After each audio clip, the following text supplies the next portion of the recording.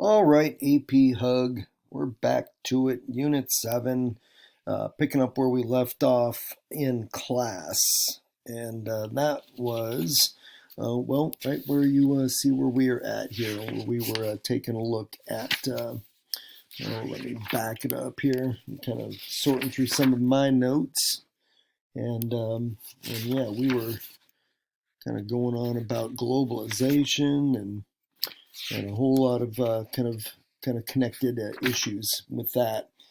Taking a look at some changes in the global economy and some of the good and some of the bad that's come along with it. We're going to go ahead and do a little shift of the gears and look at. We're still pretty much working through this same concept of basically how the economy of global economy has continued to change.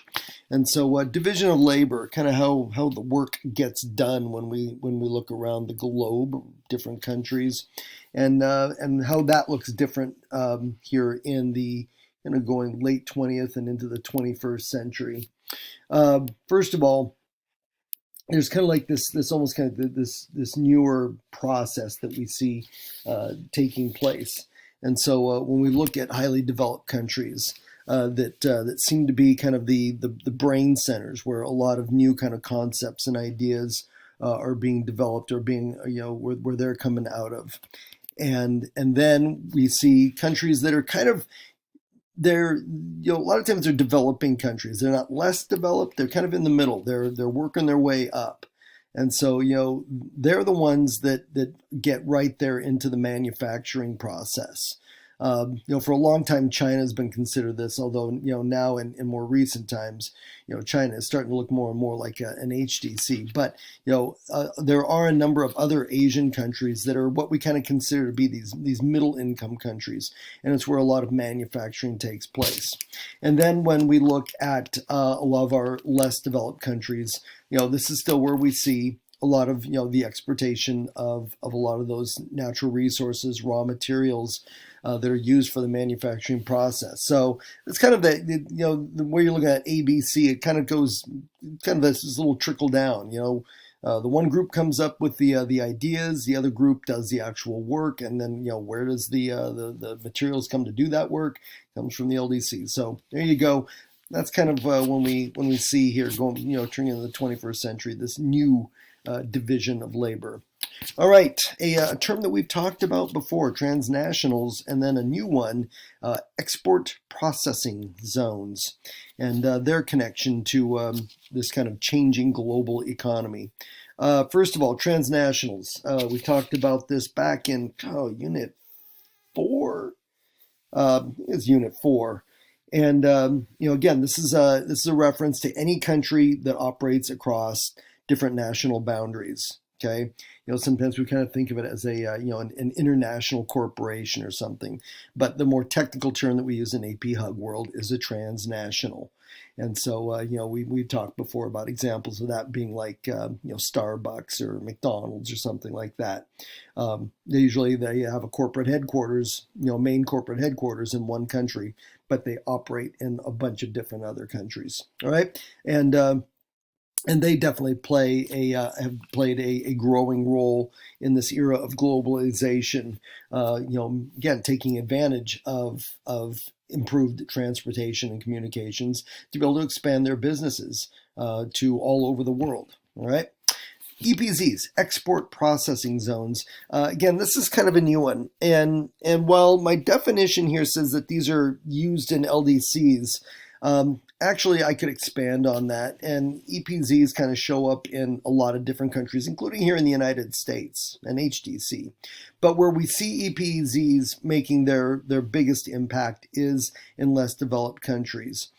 And what these are these special zones, and usually these are set up around either airports or seaports, and they are designed to basically allow within a country. They allow a foreign controlled business to operate. Okay, and a lot of it times it has to do with the import export business. Okay.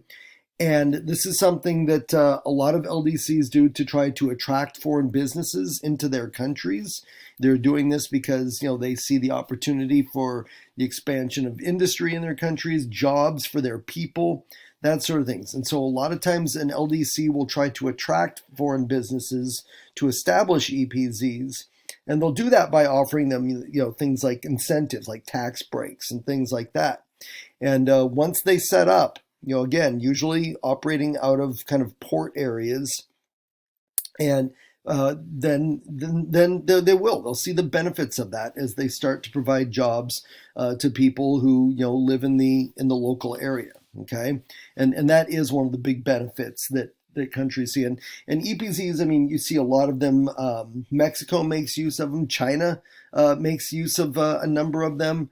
But like I said, I don't think that it's just an LDC kind of a thing, because we do see some use of it in HDCs as well. Again, if we're talking about pros, like I said, providing jobs is the biggest one. That is giving jobs to those people that live in the in that LDC, and where access to jobs may be a bit more of a struggle. We've also seen in a lot of areas where, well, it's kind of a I don't know. There's the good news, bad news. Good news is what I have there: increases the status of women. In a number of the countries where these EBZs operate, they have a tendency to hire a lot of women. Which opens up, a lot of opportunity for women, and gives a lot of women in some of these less developed countries that have more traditional views of women, just it gives them options and opportunities and access, things like that.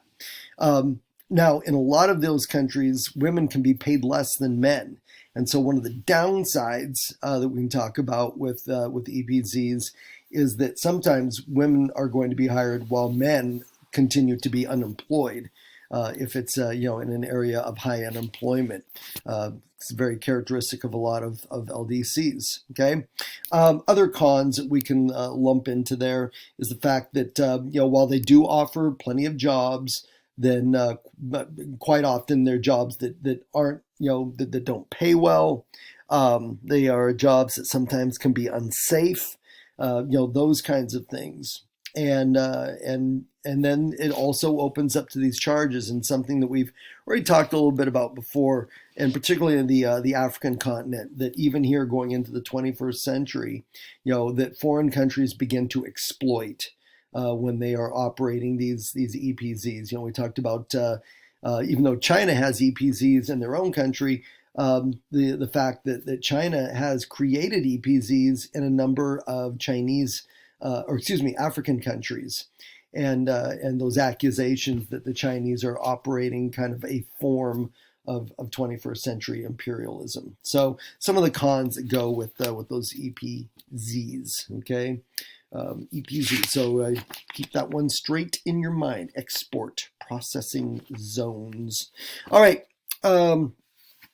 Let's see. Another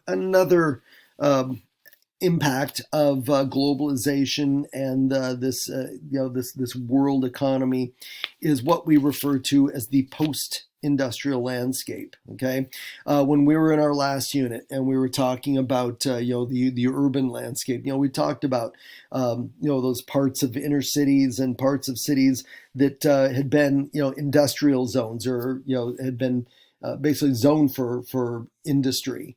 And when some of those industries become antiquated over time, and how those turn into brown fields as buildings are abandoned, kind of like the photograph you see right there.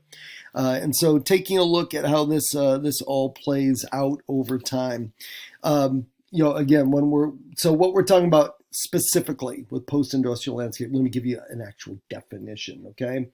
And that's when you have an economy, and we see this a little bit more in highly developed countries, but where you have an economy that doesn't rely so much on heavy industry, okay, big factories and that sort of thing. And HGC's wealthier countries, yeah, we do have a tendency to see more of this happening, where their economies are beginning to shift over to being based around more like service industries or information processing based economies. All right, and so it's kind of like, so what happens to all of that industry, all where all these factories used to be operating, which have now turned into all these pictures that you see, all around there, these abandoned factories. Well, the result is, first of all, brownfields, kind of as we learned about those back in Unit 6, and then also this reference to this term Rust Belt. Okay, some of you may have heard it before, and it's located, if you kind of look in the northeastern part of the United States, and it is a term that is very unique to the United States, kind of the Great Lakes area. And this is a part of kind of the eastern part of the United States, northeastern part of the United States, where you go back 100 years ago. I mean, that was where really most American, the heart of the American industry was in that area. But as time has gone on, and whether we're talking about outsourcing or offshoring of a lot of the labor and the production that we do is now going on in other countries. Yeah, it has largely been it's been abandoned, and so Rust Belt is a reference to this deindustrialization that has gone on, and the fact that all these empty buildings that are in effect kind of just rusting away. All right, and that's where you get the term Rust Belt. It's nothing nothing pretty, and definitely kind of a negative. Now, we have seen where in a lot of parts of where this industry used to be, whether we're talking in the Rust Belt or even in other parts, including here in the Pacific Northwest, in our own backyard, where a lot of the areas that used to be, factories, manufacturing centers, things like that, have been repurposed, have basically been replaced by what we call corporate parks and corporate campuses. And, the photograph you see over there on the right side gives you an example of one of those. And if you let's get in here, there we go. Some other pictures, and and we've seen this. We've seen that this was kind of a late 20th century phenomenon, and a lot of times these were being built over the location of what had been factories and manufacturing centers. And so it really was kind of a way of making the brownfields go away and replacing them with kind of revitalizing and bringing things back to life by these big corporations establishing their headquarters in these places, and creating these corporate parks where all the various kind of aspects of their corporate headquarters could be kind of spread out over a little piece of territory there. Google, Nike, Amazon are all examples. Amazon has created a fairly large corporate park up in Seattle. Nike in Beaverton, just outside of Portland. Google is down in the Silicon Valley, and some of those do include. I'm not going to say all of those come from land that was prior used to be with factories, but some of them I know that some of those parts of Seattle where Amazon is now located used to be a little bit more kind of on the industrial side of things. Okay, and so that's what we see going on now. There's also, I mean, you can kind of factor in what is the pandemic, its impact been on that. Google, their headquarters down in California for a long time was shown as to be like the wave of the future, kind of pointing to the future, where these headquarters they had were just massive, and to a certain extent kind of encouraged their employees to, I mean, almost live there. I mean, they had places where you could stay overnight. They had, state-of-the-art gyms and entertainment centers. The idea was kind of this nudge. You don't need to go home, just stay here. And when you wake up in the morning, just shower up and boom, you're already at work. And for Google, that was kind of their way of producing, basically production and just getting the most out of their people. That has all changed because of the pandemic. Again, most of these places shut down. And even though the pandemic, the worst of it is now passed us by, some of these corporate parks have chosen not to reopen. I think the vast majority of the Google complex down in California is still shuttered up. and only small parts of it are still operational. Most of it, when the employees started working remote from home, we talked about this before, even in our last unit, that after the pandemic ended, it was kind of like, we don't need to pay for all of this. They can just work from home. It's cheaper for the company. It increases their profit margin. And so that's kind of a big question mark as to what the future of corporate parks and corporate campuses is going to be. Is that going to be something that just had its little brief moment in history there and then poof, is gone? I don't know. We'll see what happens, right? Technopoles, also part of the post-industrial landscape. And Silicon Valley would be a perfect example of a technopole. We talk about these as hub cities. And so, kind of these cities where kind of everything operates from. And really technopoles, technology is where it comes from. And it is a reference to, these geographic areas that become incredibly important to the technology world. I know I'm always going on and on and on about, Silicon Valley, but it is the primary example of it. But there are others. I know even in Massachusetts, MIT, where the Massachusetts Institute of Technology is located. Sorry, a little brain freeze there. That is considered to be a little smaller technopole, but it is itself because around MIT are all of these kind of supporting institutes and businesses that work along with MIT with a lot of this kind of technology development. Okay, and so another example of technopole. It's not all about Silicon Valley. Okay. So connected to the technopoles, we kind of have a couple of areas that we can focus in on. And this kind of folds in technopoles and really corporate parks.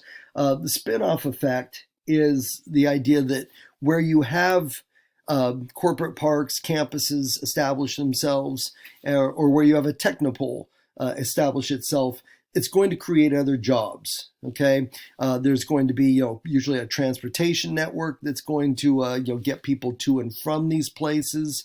That's going to create jobs. Whether it's bus drivers, whether it's street maintenance workers, whether it's people working light rail, things like that.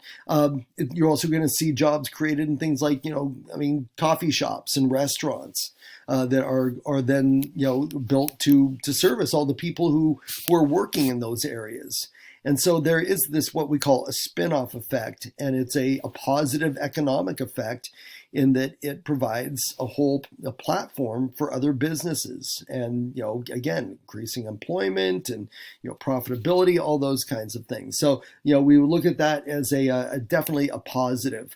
A little bit of a con, a negative, is what's called the backwash effect. Okay, backwash. I don't know. I always just think of what's left at the bottom of the can of soda at the very end there. You've been drinking it and it's like, what is it, 70% saliva by then? Ew, the backwash. But our use of it here, AP World, you got a little bit of a definition over on the side. But this is the idea that corporate parks, technopoles, things like that have that tendency to draw a lot of really highly skilled people to those places. And yeah, that's great for them, but it's at the detriment, okay, and the cost of the places that they have come from. And whether that's within the country or whether that is leaving their country, that's where we see that backwash effect. We've seen a huge impact of it, and that's what my little image over there on the right side involving India. India has suffered because of the backwash effect, as a lot of highly trained and highly skilled Indian workers have left the country, and many of them coming here to the United States to work in the U.S. tech industry. The name of it's got Intel, big technology company that operates a big complex also in Beaverton, same place as the Nike headquarters. And there is I don't know what the exact percentage is, but there are a large number of Indian people who have moved to the United States. Fairly recent immigrants to the United States, working for Intel. Who have brought their specialized skills here to the United States to help Intel become a more successful and powerful, technology company. And while that has been a great, help to Intel, it has hurt India, suffering from the backwash effect of losing all those skilled people. Okay, kind of like we talked about earlier this year, the brain drain. It's kind of that concept. All right. Okay. And let's see, as we get down toward the end of this, we definitely have seen with the growth of both globalization and just kind of this world economy, is the government jumping into to play a larger and larger role. And a lot of times this is to attract businesses, and whether it's transnationals, whether it's again the EPZs. It's what governments do to try to make their countries or their states or their local areas what we call business friendly. And the biggest ones we see are is the idea of a tax break. Most countries, here if I'm thinking of the United States, city, counties, any of it, I mean, at any level, usually there are going to be taxes that businesses have to pay. All right. I mean, it's just kind of, what makes the wheels go round in most government systems. Well, to attract businesses, kind of like I was talking about with the EPZs, sometimes we'll kind of bend on the rules. And to attract a big company to move to another region, that area might say, hey, if you set up shop here, if you establish this, your corporate campus here, we will reduce your business taxes, say, by half or by 75%. They'll do something and create that tax break. Or government may be willing to step in and offer financial incentives in the form of loans. Or they might also offer assistance, or basically, kind of sweeten the pot, so to speak, by maybe changing or in some cases eliminating certain regulations that will make it easier for a certain business to be able to operate in a new location. And sometimes these are regulations that have to do with environmental protections.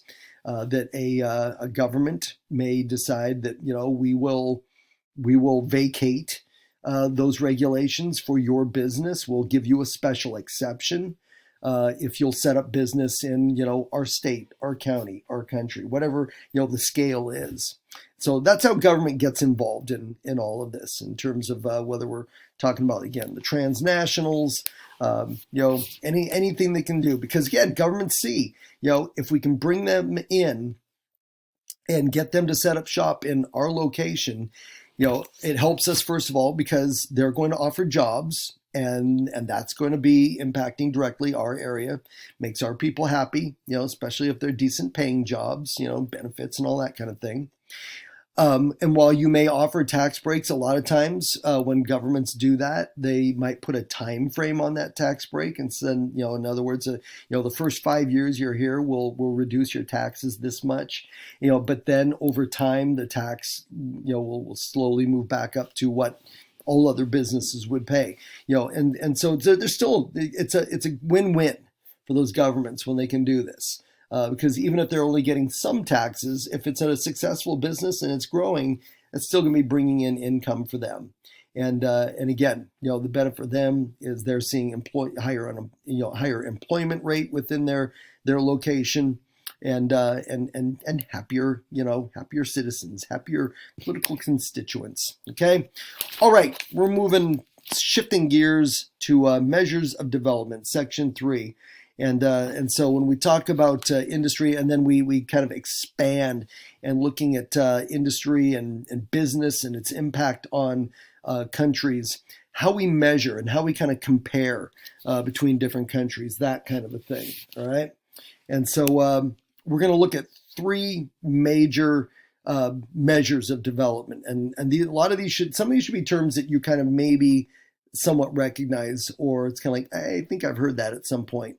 The first one is what we call GNP, Gross National Product. Okay, And to give you a basic definition of this, uh, when we say gross, I mean, someday you guys will be, working jobs and making pay. And when you get your little paycheck stub, whether it's paper or it's online, you'll see what your gross pay is. And that's like how much you make before anything is deducted. Okay. That is purely, whatever your hourly rate is or what your salary is with no deductions whatsoever, no taxes taken out, no health benefit payments taken out, nothing. And so when we talk about gross national product, we expand that to taking a look at an entire country. And what we're looking at with that is the total value of all the goods that are made in that country, all the services that are provided in that country in 1 year. Okay, and so that is gross national product, total value, not taking anything out. All right. And then, well, here, let me jump over to this. There we go. Okay. GDP, gross domestic product. When we talk about gross domestic product, with that one, we are looking at the total value of goods and services in 1 year, just in one country. Okay. Now, when we're looking at GNP, that can include like a transnational that's operating, that sort of a thing.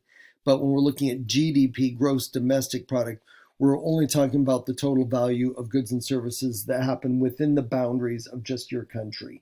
Okay, that's kind of the difference between the two. And then the last one, gross national income, is very, very similar to very similar to GNP, gross national product, but it also includes any foreign investments that are involved in our country. And so that's where you can get a difference going on that one. So if there's foreign countries that are operating, transnational businesses in your country, it also folds in the money that comes in from them as well. All right. So GNP, GDP, and GNI. Those are the three big measures. And all of them, we look at the statistics, and we compare and contrast these between different countries, because they do, as number 4 points out, they measure development when it comes to the economies of different countries. It's a way of being able to measure, do you have enough jobs in your countries for the number of people there are? Incomes, are people, average incomes, are they good? Are they somewhere in the middle? Are they lacking?